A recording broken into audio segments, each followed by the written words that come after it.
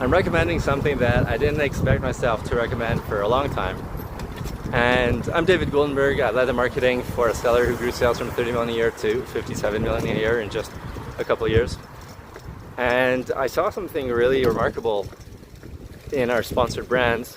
A campaign went to $5,500 in sales in a month at a really good ACOS, despite the creative not following our best practices.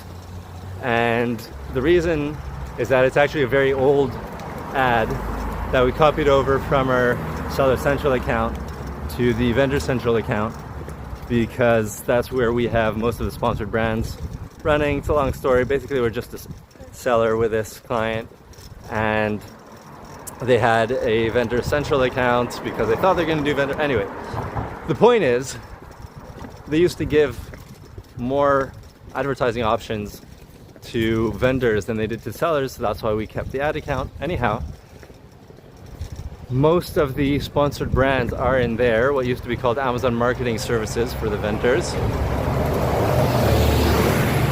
And we had a handful of videos that were running in the Seller Central account, legacy videos.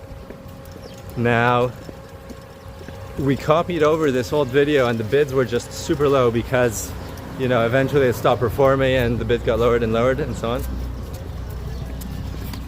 But the thing that surprised us is this targeting.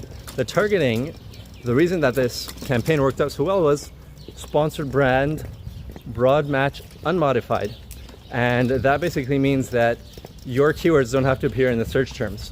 If you want them to appear in the search terms with sponsored brands, then you need to put a plus sign that's called broad match modified.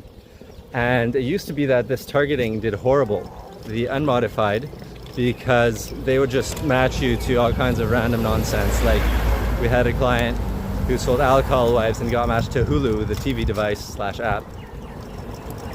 So our recommendation was just never use broad match unmodified with your sponsored brand, but it's killing it, and we're adding, you know, for now we're doing a pilot to expand this with 50 keywords a day in some of our top campaigns.